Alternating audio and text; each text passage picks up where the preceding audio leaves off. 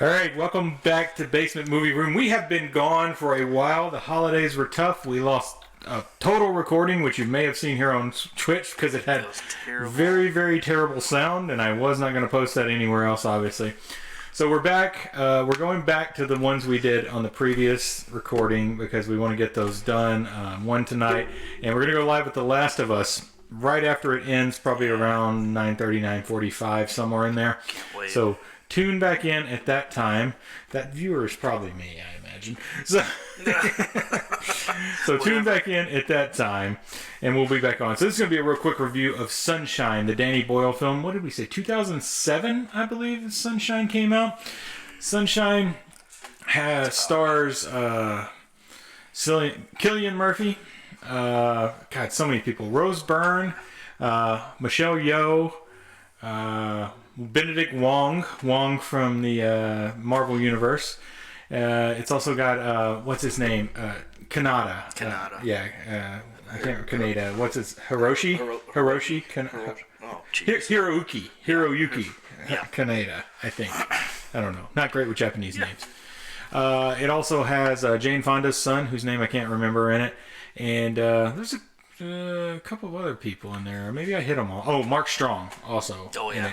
In a smaller part. Yeah. But so Sunshine follows the crew of the Icarus 2. Oh, Chris Evans. Chris Evans is. Oh yeah. Oh, and Cliff Curtis. Yeah. You're looking them up on your phone. This is helpful. Hiroki. Troy Garrity is Jane Fonda's Hiroki Sanada. Yeah. So yeah, we got all the main. Troy Garrity. Yeah, Troy Garrity. Rachel Weisz. Really? What? No. I don't think she was in it. I think that's a mistake. That's wrong. Oh no. I think she may have done a voice in it. I think she was the computer's voice. Okay. Yeah, I think she was the computer's that makes voice. Sense. Yeah, I think that's right. All right. So Sunshine follows the crew of the Icarus 2, and what's happened is Earth is going into an ice age because the sun is not working anymore. And Cillian Murphy's character has developed a bomb to reignite the sun. Ridiculous. The premise is ridiculous, but the crew is the Icarus 2. So this is the second mission. Icarus 1 was lost. They lost contact with it. It disappeared. So the first mission was a failure. They only had enough elements on Earth for this bomb to make a second mission. So this is the second mission going out. As they're moving out, they receive a signal from the Icarus 1, and they have to make a decision whether they want to go to the Icarus 1 to have two bombs, just in case, because what if the same thing happens to them as happened to the Icarus 1, or they want to just continue on. Ultimately, the vote falls to Cillian Murphy's character. Everybody else is kind of split, and he decides that they should go to the Icarus 1 to retrieve that bomb. Wasn't there something with their air supply, too? Oh, so they had an accident. So at some point there's an accident, and so they had to go to it. But that's when they're going there. Okay. Yeah, they have already decided, and they forget to change the setting of the sun shield that they have because they're getting close to the sun. That's it. The sun shield blocks all the sun, so they forget to change the setting, and it burns up their oxygenator, which is a plant room that Michelle Yeoh handles. So it gets burned up. So at that point, they have no choice but to go to the Icarus to see if they can use anything on there to make this trip final. So once they get to the Icarus 2, they've got damage to their radio array, so they have no contact, and they've damaged their oxygen supply, so it's a no choice. They have to go in there. They get on the Icarus 2, and it's dusty, and there's things everywhere, and they say, oh, that's human skin. Like 90% of dust is human skin, which is a myth, by the way, not true. But in this case, maybe it was. Yeah, I would think so. They essentially discover that the Icarus 1's crew has burnt themselves up. I guess they think they got stranded and they just decided they couldn't make it, so they burnt themselves up by going to the viewing room, turning the sun all the way out. Which kind of falls back to Cliff Curtis's character because he's kind of obsessed with as much sunlight as he can take in that viewing room. So they're on. It's like he's just trying to build. Yeah, and he's getting all peeled and burnt. It's crazy. Yeah. He's interesting. Weird fetish. And really, that's like. I think his character is kind of like a foreshadowing for what we're going to find out happened to the Icarus 1, really. 100%, which is good.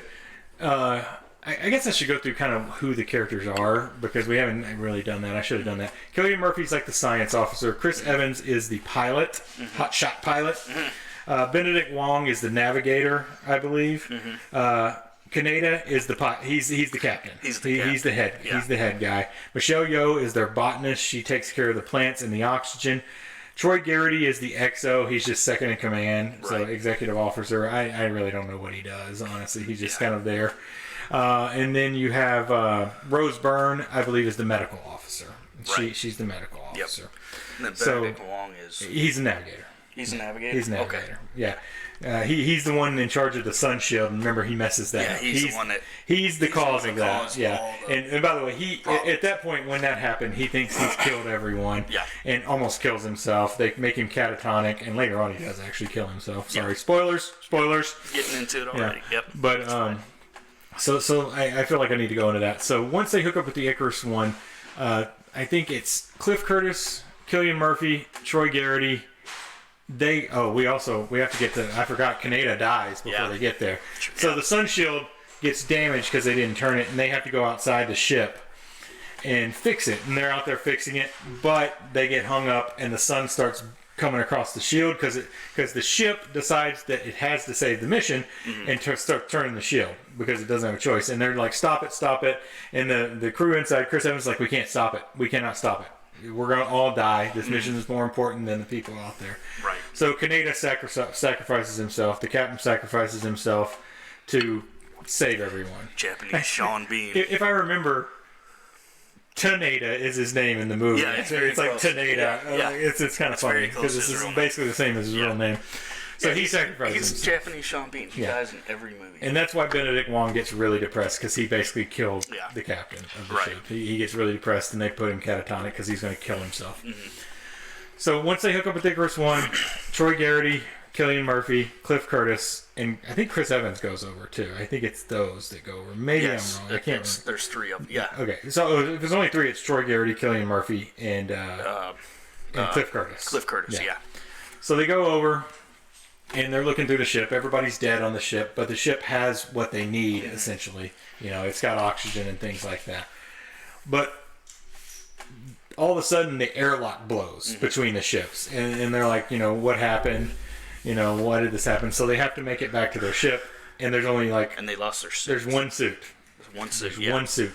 Right. So they make the decision that Cillian Murphy's the most important person. Cliff Curtis is going to stay behind, and Chris Evans is over there. So it is 4 of them. Because he Evans goes through. Was there. Yeah, Evans was over there. So Evans and Garrity tries to take the suit because he's like, I'm the XO, it's my command, and they're like, no, he's more important. Yeah, because he needs to do the bomb. He's the only one that knows exactly what to do. So they're like, they got to get over there. So they decide to go without a suit. They wrap themselves. Chris Evans and Troy Garrity wrap themselves in as much insulation as they can, and they're going to go like, I don't know, 200 feet through space without a suit with Cillian Murphy. So they do that. They blow the airlock. It blows them across. Garrity misses completely. He's dead. It shows his eyes freezing over and stuff. It's terrible. Yeah. And then it shows him burn as he gets outside the shadow of the thing, which is really cool. Yeah, the effects in this were really... They were done really It's like a $40 million budget. Yeah. Super low budget really movie for this. I mean, it's super low budget. So Evans and, of course, Cillian Murphy make it. Evans, you know, is like really hurting because he's been in the vacuum of space, but he makes it. He survives. They get back on the ship. There's no... Cliff Curtis stays. Curtis stays, and he goes in the sunroom. Yeah, he's going to take care of it. All he does the whole movie. So they start analyzing how much oxygen they have to make the rest of this trip.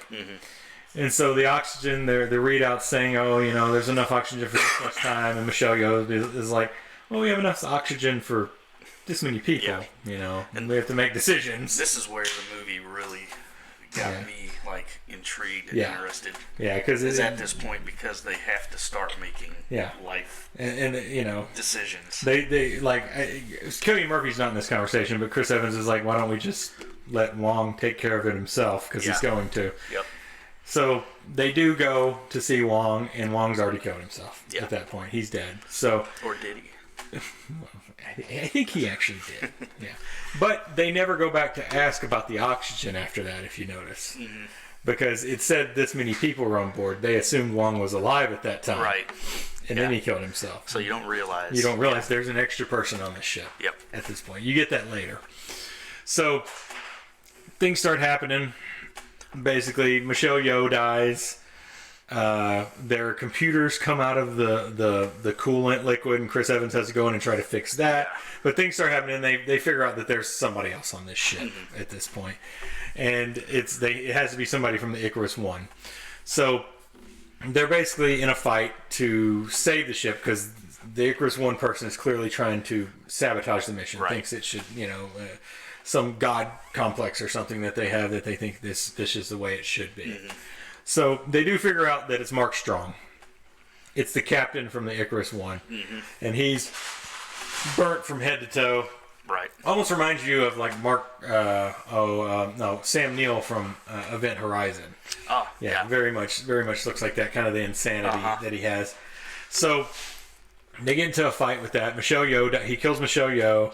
Chris Evans has to save the computers or they can't go anywhere, and he freezes to death saving those computers because he gets stuck in the coolant liquid. Right. He freezes to death, so he's not killed. He freezes to death. So and it traps him. yeah, it traps his leg. Yeah, but I mean, he's like the hero. He really saved the mission, truly.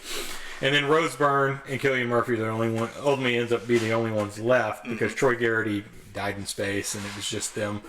So they end up trying to get to the bomb room. They get in there, and Mark Strong, of course, is in there as well. And ultimately, they get in a fight. Cillian Murphy does best him, and they fly into the sun, and the bomb goes off. Ridiculous. Yeah. This And they're heroes. Yeah, they're heroes. Yeah, and you get like this shot on Earth of Cillian Murphy's last message to his sister, I think. Which was the opening scene. Yeah, which was the opening scene of the movie. Right. So yeah, it's a terrific sci-fi movie. Yeah. It's terrific. I really liked it when it came out, and I've liked it ever since. Yeah, and like I said, the best parts of this movie is when they're having to figure out this issue with the air supply. Yeah. And they start picking out who needs to go, and who needs to stay. Yeah. And that really made this movie like intriguing at that part. Yeah. But then, it kind of got away from that a little bit. Well, but it went from like a science like it's slasher. It's a slasher film. At that point. Yeah. So it's a fight to survive at the end, with our Freddy character. I don't mind how the end went because it kind of went off the rails. It was entertaining, but I wish they would have just explored that. Who needs to stay alive and who needs to be the last person. Yeah, and ultimately standing. They revealed Mark Strong has got these heavy religious beliefs that caused him to kind of lose his mind. So maybe he spent too much time in the sun. Yeah, he definitely spent too much time in the sun. And the weird thing, they named the ships the Icarus. They flew too close to the sun. Weird. So. Yeah, and but I mean, I really enjoyed this movie a lot. Oh, it's terrific. Yeah, it really kept you, like I said, the special effects were good, and the score was amazing. Oh God, the score! The amazing. The score is so good. It's sound design. In this movie. Yes. Good Lord, the sound design in this movie. We couldn't believe how clear everything was. It didn't get any nominations for anything. That is either. ridiculous. It's so ridiculous. That is one of the best sounding movies. Yeah, I mean, like you said, no one needs to take notes. Yeah, from that movie. No one definitely needs to take notes because this sound design is amazing. It was beautiful. Just glorious. Yeah. All right. Yeah. I don't have anything else. No. We're gonna go watch The Last of Us now. Yeah. So what are you rating it? We going out of 5? Out of 5. I'd give it a 3.8. 3.8. See, I'm at a 4.5. 4.5. I'm real high on this movie. I love this movie. 3.8. It's like one of the first Blu-rays I owned. I love this movie. It's fantastic. We tried to watch it on the Blu-rays, but for some reason it wasn't working. I don't know what's going on there. Yeah, we kept getting the director comment. So we ended up having to rent it. Yeah. Worth it. Worth $3.99. Yeah. Absolutely. All right. So that's it for now. If you're on Twitch, you can join us here in a little while on Basement Movie Room on Twitch. And we will be covering The Last of Us. We're going to recap the show right after it goes off and let you know how that goes. So we'll see you in about an hour and a half or so. See you in a little bit. Yep. See ya.